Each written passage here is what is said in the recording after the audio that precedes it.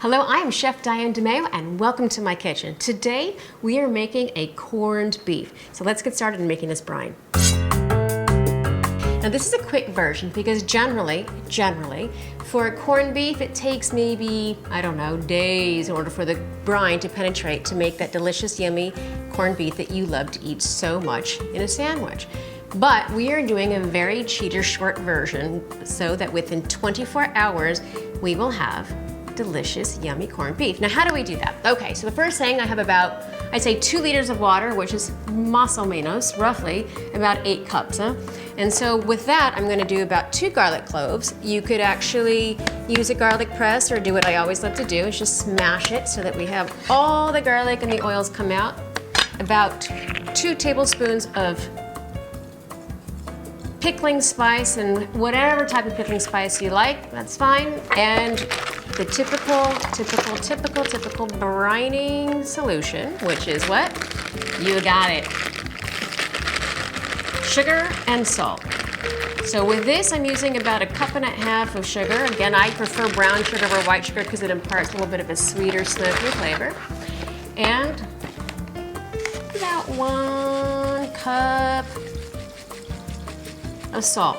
Now the way that this is going to work, it's going to be considered a quick brine. And why is it a quick brine? Because we're going to get this to the stove, I'm going to bring it to a boil, I'm going to turn off that heat, let it cool down, and then I'm going to submerge my brisket. So this is a typical roasting bag, but I like to use this as a brining bag as well. What I'm going to do is I'm going to get this brisket inside of here. After I get my brine cool down, put it in, let my brisket submerge, and it's gonna brine to become my corned beef, and then we are going to boil it till it gets soft, slice it up, and have ourselves some delicious corned beef. Now before I forget, just so you know, brisket equals corned beef, and it becomes corned beef once it is in a solution of brine, and that's all.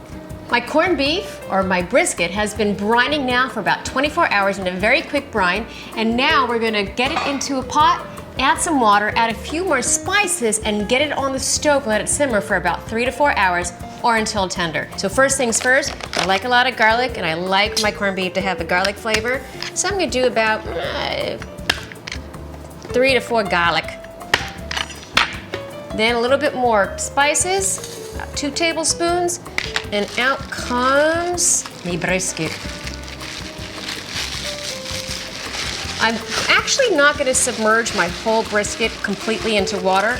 I'm going to cover it halfway. Look at that.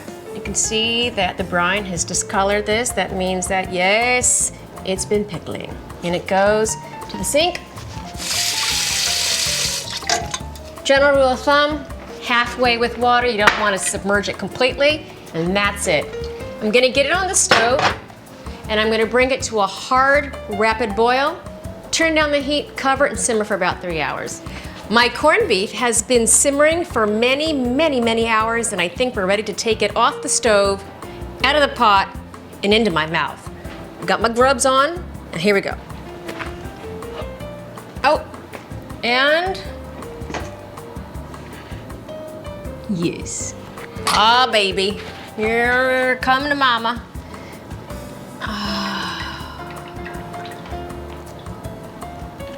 So this has been an easy 24-hour brine for corned beef using just a plain old brisket. You sat it, cooked it, and now we're gonna eat it.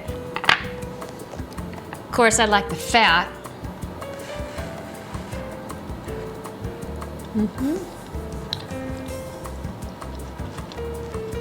I have to say, I'm the bomb. Best corned beef, why? Because I made it, and you can make it this delicious too. But it doesn't stop here. Check out my Reuben sandwich using homemade corned beef, sauerkraut, pickles, a little bit of Russian dressing, Swiss cheese, all smashed in, rye bread. And I will see you next week with another yummy recipe. See you soon. Hello, I am Chef Diane DeMayo and welcome to my kitchen. Today I am making something delicious. I am making a Reuben sandwich.